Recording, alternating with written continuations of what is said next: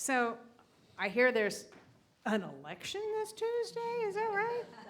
Is that what's going on? Somebody heard that? Oh my God. You know, and interestingly, right now, today, in this very moment, there are hundreds of thousands of churches all across the U.S. that are meeting in this moment, right? Depending upon the time zone, they're meeting in this moment. Around 380,000 churches are meeting with a similar format, probably a different content, but a similar format. And of those, some of the ministers, pastors, preachers are standing, you know, up on the platform and or wherever they are, the podium, what's the word I'm looking for? The dais, the altar, yeah. Huh? Pulpit. It's the pulpit. Yeah. Just went right out of my head. And they're telling their congregation to go vote. You know? Good. That's good. Now, some of those churches, some of those pastors in those churches are telling their congregation how to vote.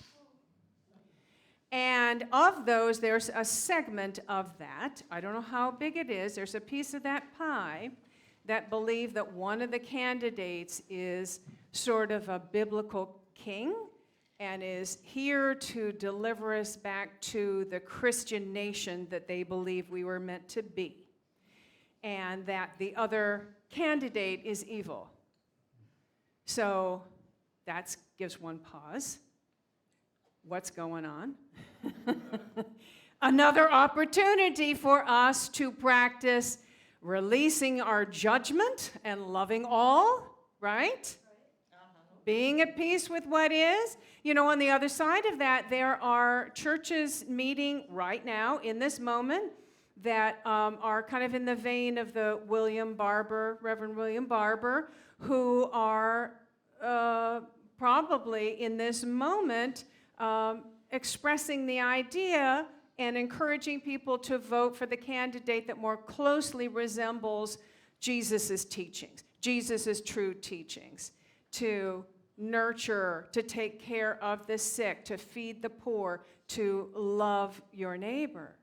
You know, so that, and there's a long history, tradition of kind of souls to the polls kind of thing, where, you know, pastors would walk, or I guess they still do, walk congregants to the polls or to get registered, you know, so that is going on right now as well.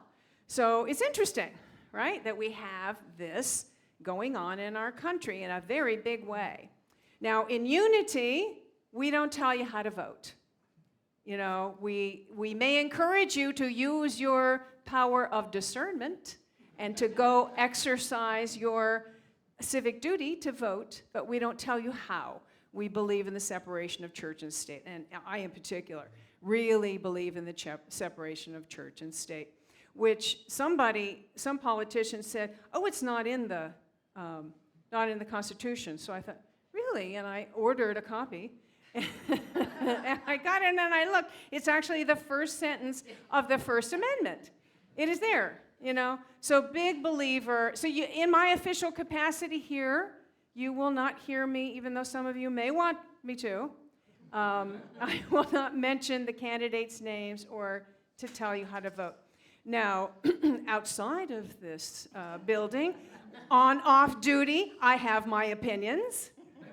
What a surprise. But in this sacred space, this is sacred space. And our focus here is to learn to walk through all of the challenges in our lives from the awareness of our higher power, from the awareness of that higher truth, spiritual truth within us. To have that experience, to embrace our humanness, yes, we talked about that last week, but to endeavor to really connect and align ourselves with our spiritual truth. Our focus is also about recognizing and activating our powers, like our power of understanding and our power of insight and our power of love, most importantly. And all of our 12 powers so that we can speak and act from the awareness of the highest truth of us, from our spiritual power. We also welcome everyone here. Everyone is welcome. Democrats, Republicans, independents, unaffiliated, everyone. Just like every tradition, every religion is welcomed here. Christians, Jews, Hindus, Buddhists, shamans, earth-based spiritual people, recovering Catholics, I think we have a few of those. Atheists, we're all welcome here. Just as all sexual orientations are welcome here. So we may come from different backgrounds, different places, but the beautiful thing that we have in common is our soul's desire to grow spiritually, our soul's desire to experience that spiritual truth, to feel that peace, that divine peace, and then to love and support each other in that same quest. And then together take that love and that peace that comes from our spiritual practice and share it with the world. Right? Isn't that what we're here for? So it's sacred space. And I know that a lot of us, as I mentioned last week, have, been a bit stressed out over the past, this election cycle. And some of us may be visualizing the worst possible outcome, filled with fear about what might happen if it goes a certain way, and fearing about what it's going to happen in the next few days and weeks as votes are counted and recounted and contested and, refused or whatever. I mean, how many of you have had those scenarios playing out in your head, right? But the question is, how many of us have spent time visualizing a surprisingly wonderful outcome? Oh, good. Good, you're doing it. All right. And visualizing a peaceful transfer of power, visualizing a country you want to live in, a country that you would love to be a part of, spending time visualizing that, right? God bless you, yeah. Here's a wild idea. Imagine that what we have here in this spiritual community, what we love about this spiritual community is available and on a wider level. Excuse me, I got a frog in here. Spit that frog out. Sorry. So imagine that what we love about this spiritual community is able to be experienced by all on a wider level. What would that look like? And I don't mean, pushing our beliefs onto anyone else. God, no. But I'm talking about the qualities of what we all value, like living in a country where people love and care about each other. Living in a country where people can find their inner peace.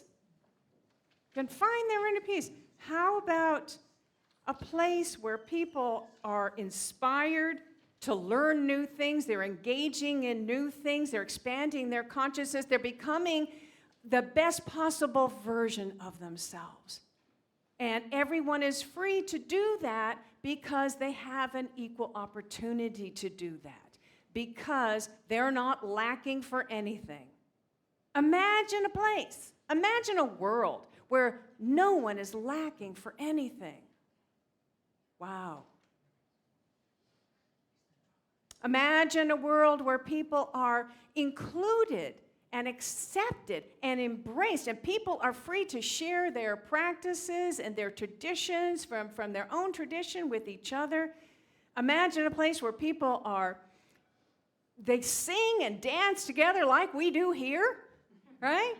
Old and young, gay and straight, Republican, Democrat. rich and poor, all of it. We all do it together. Imagine a place where people step up and do what they need to do to help the whole, like is what happens here. Help the whole run smoothly and harmoniously. Imagine a place where we're all living in harmony with our environment. Now, if you look closely, you might see places where this is happening.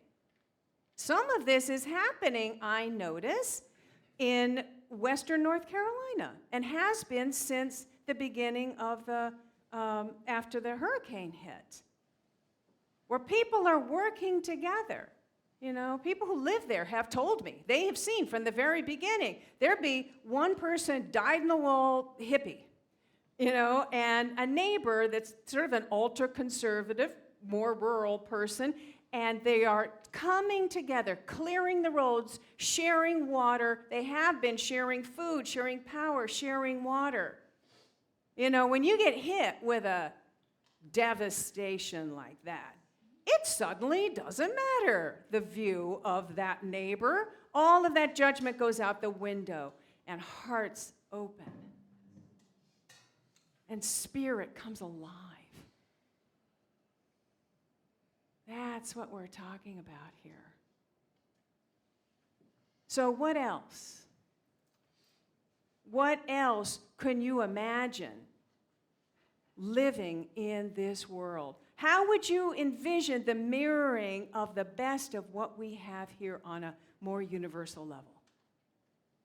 Because if what we say is true, that what we focus on and give our attention to expands and multiplies, then why aren't we focusing on and giving our attention to, giving our energy to what we truly want, to a higher vision of what's possible? That's what we can do. You know, Proverbs tells us that where there is no vision, the people perish. It doesn't say, you know, they don't realize their dreams. Or they suffer for a little while. They perish! Oh my God, that's pretty strong language. So it is time, I think, for us to engage a vision, a higher vision, and really put it into motion. So our visioning power is our power of imagination. That's one of our 12 powers, which is an aspect of our spiritual power that helps us to see and therefore create what we truly want. It's a very important aspect of our affirmative prayer work. That visioning power of imagination is our ability to see what has not yet manifested and to feel the reality of that, to feel the benefit of actually living in that realized vision in our minds first. In our mind first, because everything is created in consciousness first, right? Everything that exists was first an idea. This building, our outdoor sacred spaces, the clothes you're wearing, this community, our democracy was first an idea in consciousness. We have the idea, we conceive of an idea, we focus on that idea, we cultivate it, we nurture that idea until it grows sufficiently in our consciousness, and when it gets to a certain point, it begins to be reflected in our behavior and in our actions, and ultimately reflected in our experience. So it is time to embrace a positive consciousness, right? And a focus on what we truly want, on a higher vision for our own lives and for the world. You with me on that? Yes. Okay. So I am about to guide you through a little meditation guided process. And I'm going to ask you if you all have been given a PostIt note. I'm supposed to write on your PostIt note yet. You've been taking notes on your PostIt note. Does you have another one? Come bring another one to Oswaldo. There's some hands up that haven't gotten a PostIt note.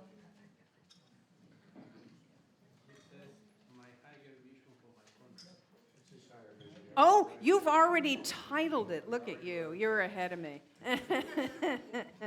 Okay, cool. That's good. So don't write anything on it yet. We are about to go into a meditation, a guided process. At the end of that, I will ask you to write what it is that you really received, one idea, and then we're going to come up one at a time. There's Karen over there. We'll come up one at a time, and we're going to create this vision board, this community vision board.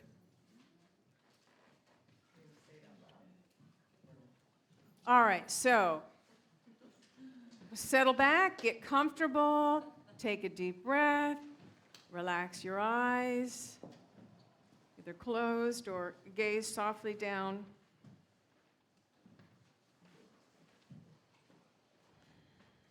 Take a deep breath into your heart center. Connect with the love at the center of your being. That's where the vision wants to start, from the love at the center of our being. And as we breathe into that love and feel it expand,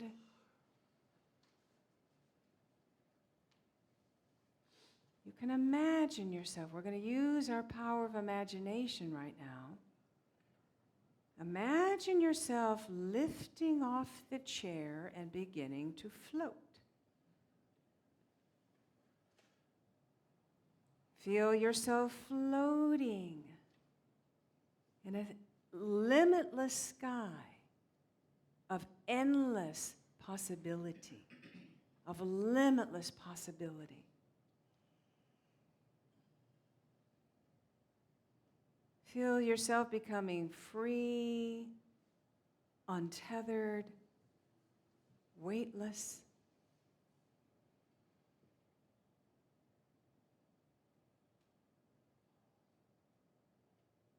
Feel that all things are possible now because you have released the limitations of the world of effect, the world of form and experience. And you're now residing in limitless possibility. Breathe.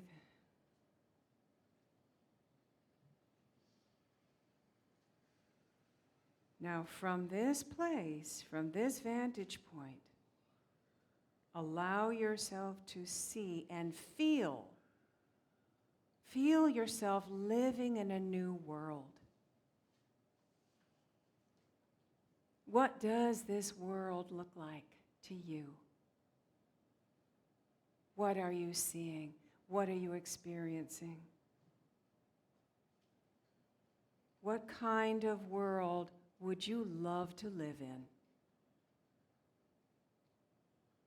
Now, resist the temptation to say, oh, that'll never happen. Don't censor yourself. Remember, all new things are created from vision.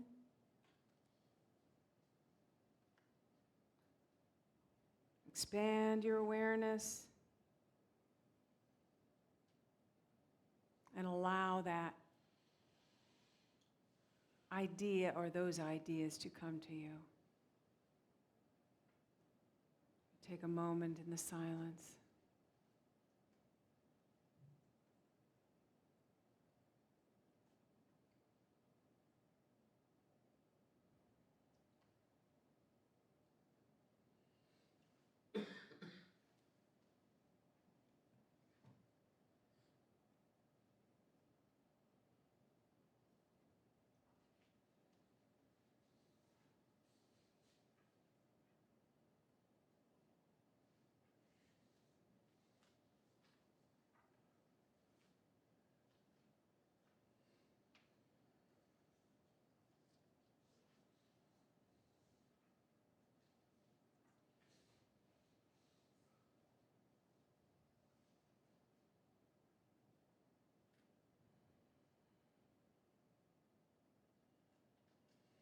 take just a moment to finish up whatever you're thinking about. And when you're ready,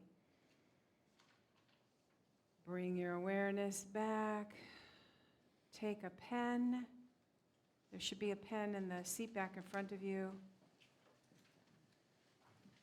And write down one idea. Probably a lot of things came to you, but write down one idea, maybe the thing that is the most important on your Post-it note. Maybe it's an idea that you think no one else has, because we're going to create a montage together.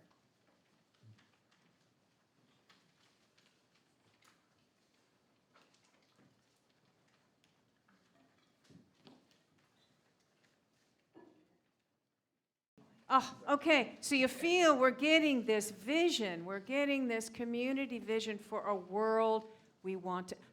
Visioning is a very powerful thing, and when we do it together, like this as a community, it really is, it's got energy, it's got power.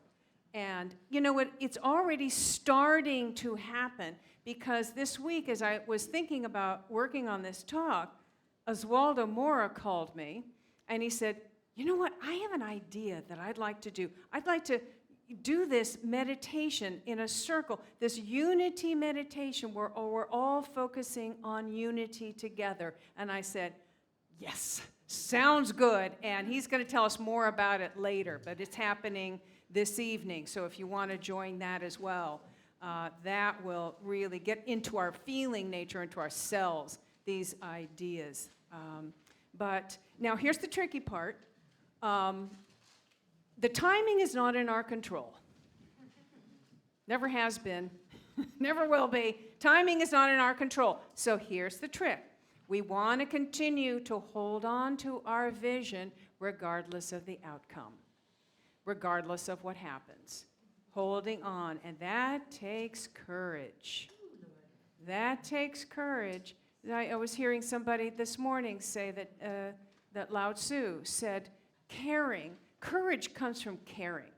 But caring comes first, and then courage comes out of that. So I know we are quite the, I'm hearing an echo. All right. I know that we are quite the caring community. I see that all over the place, right? All the time. Courage comes from caring. So let's have the courage to hold on to this vision, because everything comes from vision. All right. Thank you for participating in this with me. Namaste. Hi. If this video has inspired you, opened your heart, expanded your consciousness, filled you with hope, empowered you in some way, we encourage you to support what we offer here at Unity Center of Peace by making your donation now. And thank you.